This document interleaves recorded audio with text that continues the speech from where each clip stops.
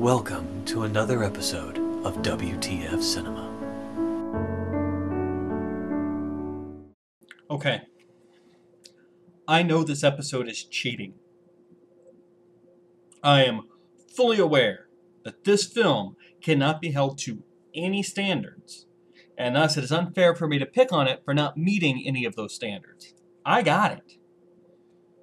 But this is kind of a special case for me. You see, when my college roommate turned 18, he believed it was his duty as a man to go out and buy porn.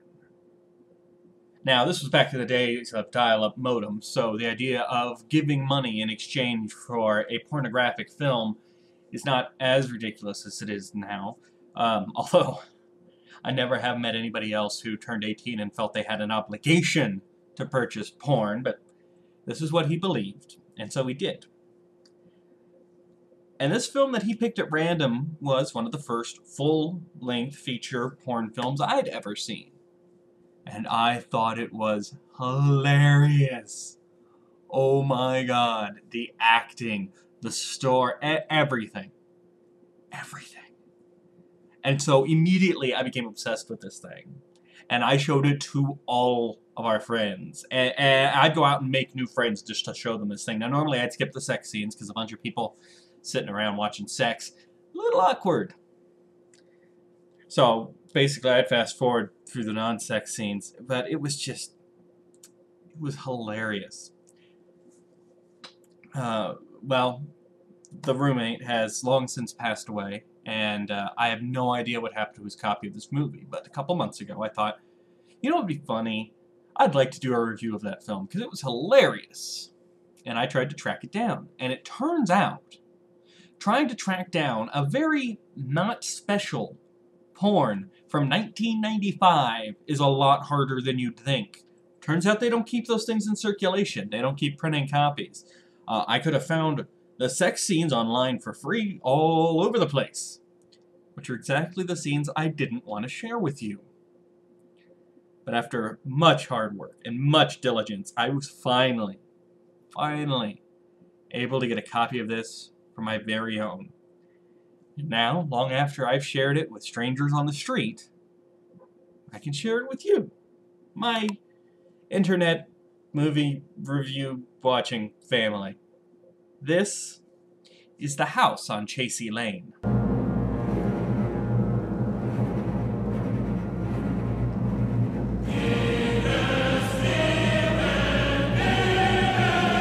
Now, before we dive right into the film, I'd like to take a moment to talk about our main star.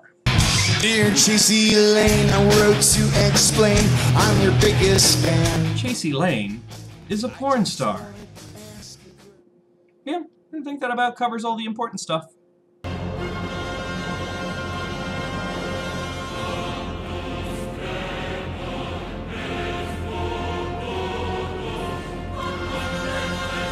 I did not add this music. This is the soundtrack of our porn. It's played all throughout the entire movie, especially the sex scenes. Also, this opening sequence here goes on for about 5 minutes or so, because I know nothing gets me more worked up than scary choir singing and shots of the wilderness. Oh, baby. We really open the film with our hero Chasey driving up to the new house she's just bought with her oodles and oodles of cash. Let me give you all just a friendly piece of advice. If you're ever given the opportunity to purchase a piece of property located at 666 Damien Place, don't do it. They probably shot a bad porno there. Also, can I point out, that cute little joke makes this movie a lie. The house is not on Chasey Lane. Chasey Lane is in the house. Which I guess could have also been a title, Chasey Lane in the House. Anyway, now that I've tried to be funny and failed, it's hard to say exactly why she's having trouble getting her keys to work at the door, because 2 scenes from now, it turns out they work just fine according to the realtor who sold her the house. It could be one of 2 things. One, the fact that she's not inserting the key straight into the lock, which is odd considering she's a porn star. She should be able to do that. The second could be those terrifying fingernails of hers that could prevent her from properly grasping the key. Anyway, Chasey hears some people having sex in her backyard, so she rushes over to investigate. Now, I'm not going to show you the scene, but I'll let you hear her reaction. How dare they! Chasey's real estate lady tells her that it's really nice of Chasey to have bought this house for her husband. I agree. Normally, if you marry a porn star, the best you can hope for is venereal diseases. Later, while chopping some fruit in a very sensible outfit, Chasey hears a weird noise in the house. And so she goes rushing outside and along a canyon to investigate. And she spots the two people that were having sex from earlier. Oddly enough, they're in the exact same position and at the exact same stage of sex, which is foreplay, that they were in when she ran away from them the first time. So these people take their foreplay very seriously, spending hours getting ready for the act. Chasey then gets a phone call from her husband, reminding her to use her inhaler before he hangs up. He's not in the movie very much, but every scene that he is in, the husband's job is to be a complete jerk, like over-the-top, ridiculous jerk. Which is why she bought him a house, I suppose.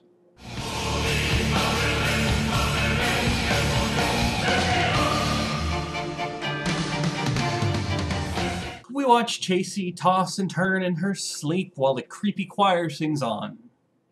Okay, I may have altered the music in that scene just a little bit, but all I did was replace the creepy choir singing from before. It's the same music, trust me. Anyway, having awoken from her nightmare, Chasey does what I think most of us do when we awake from a nightmare, and she rushes into the shower and starts pleasuring herself, while the creepy music keeps playing. I do not get this film. I don't get what's supposed to be arousing about watching sexual acts with this horrifying music over it. It's music that's designed to instill fear. Fear is not usually what you're aiming for with a porno.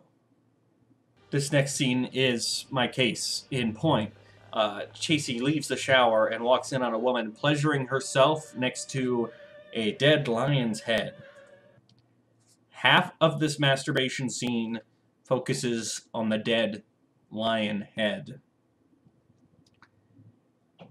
And the creepy music, obviously. I'm not showing you most of it, because I'm not here to show you porn. But I'd really like to know one person who finds this scene arousing. Who was this made for? After witnessing this, Chasey returns to the shower to finish playing with herself and then falls asleep in the shower, although when she falls asleep she manages to turn off the water. And I know that would be my reaction if I walked in on somebody in my house. My first thought would be, I better go touch myself inappropriately in the shower! She is so freaked out by all the weird events that have been happening that she tries to call her husband, who's supposed to be in London. What? Country code number? Damn! Yep, that's our hero. She doesn't even understand the basics of a telephone. A number? I have to use a number to contact somebody? After a nice crying spell, she decides to go and clean up the kitchen, wearing what I assume most women wear when they're home alone. Yeah. Then she hears a strange noise and goes to investigate. Now, I want you to see. Well, look at her very closely and see if you can spot the continuity error that's about to occur.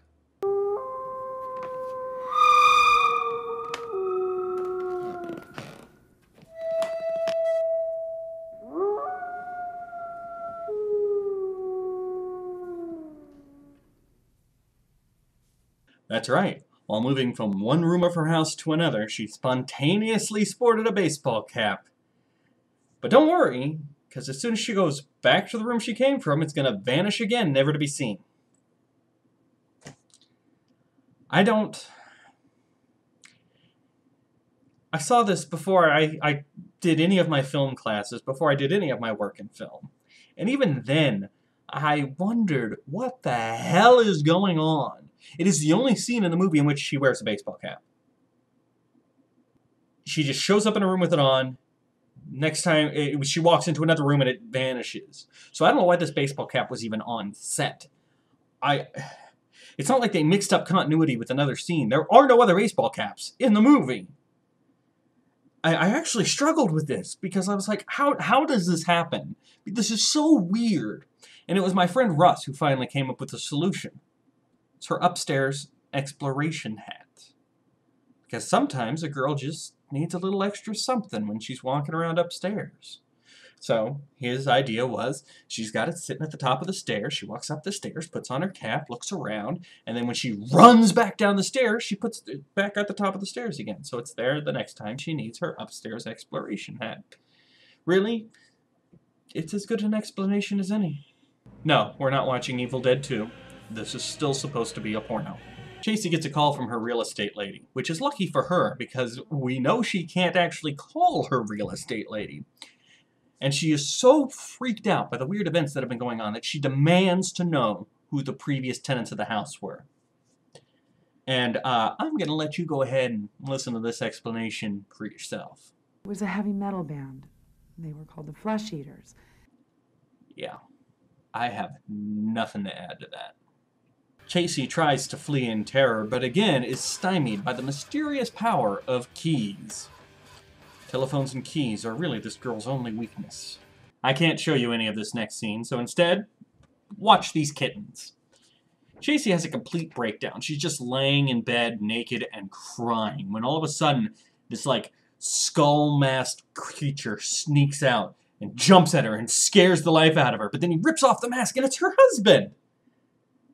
And poor Chasey, who's been having a mental breakdown up to this point, and trying to explain to her husband a few times she's got to talk to him, and he's just blown her off, and then has decided to scare the bejesus out of her when she's already on the verge of breakdown.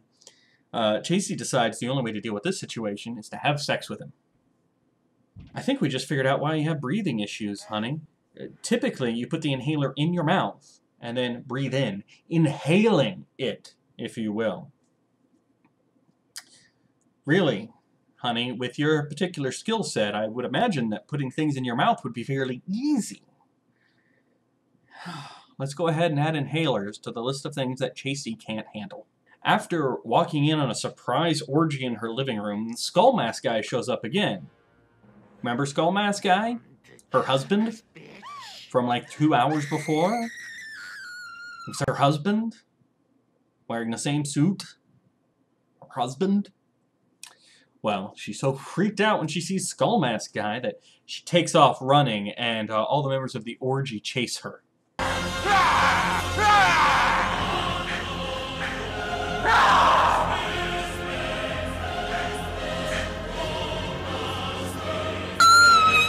And after experiencing the very heights of horror, Chasey falls down some stairs and dies.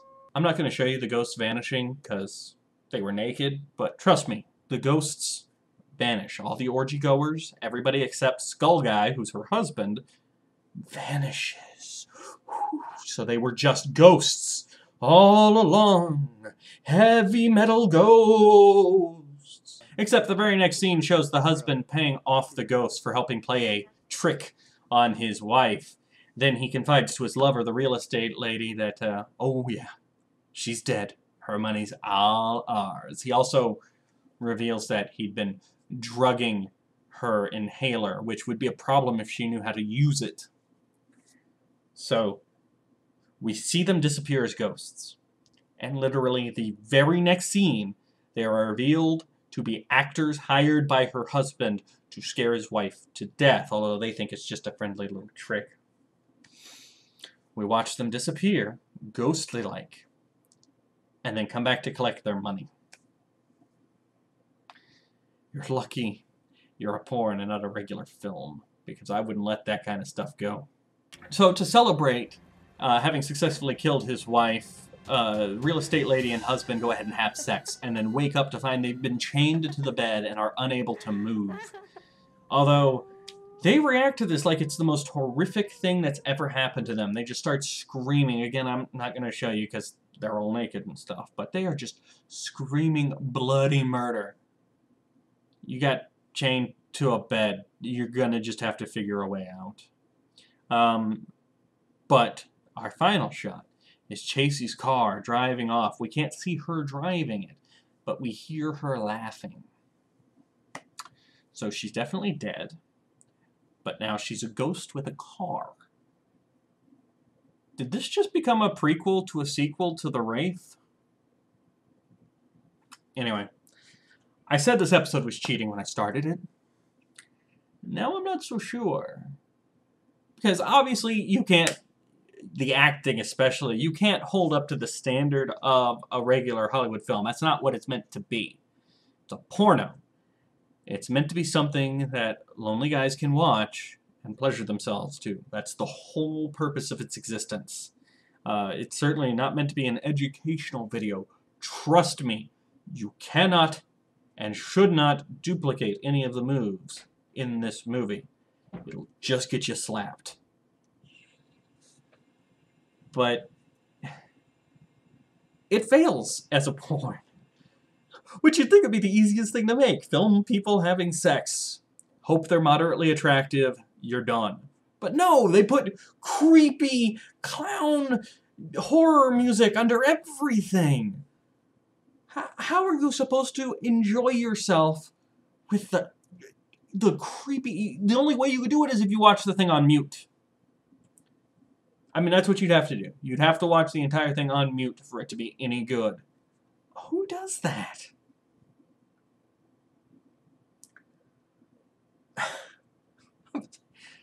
The whole thing is just absurd. You can clearly see that like 5 minutes worth of effort went into making this, which, considering the amount of porn they pop out a week, sounds about right. So I can't really be that hard on it, but it's hilarious. I almost wish I could do an entire series on just the horribleness of porn films that attempt to have a plot. Except I'd have to buy a lot of porn. And I don't fancy trying to explain that to people when they come over. My collection is hard enough to explain as it is, containing things like Meet the Feebles and Please Don't Eat My Mother. I'd say track this down and watch it for fun, but yeah, it took me months of trying really hard to find my own copy, so yeah, this might be all you're getting. Anyway, thanks for sharing this very special film with me. I'll see you guys next time. Thank you for watching WTF Cinema. Until next time, what the f***, man?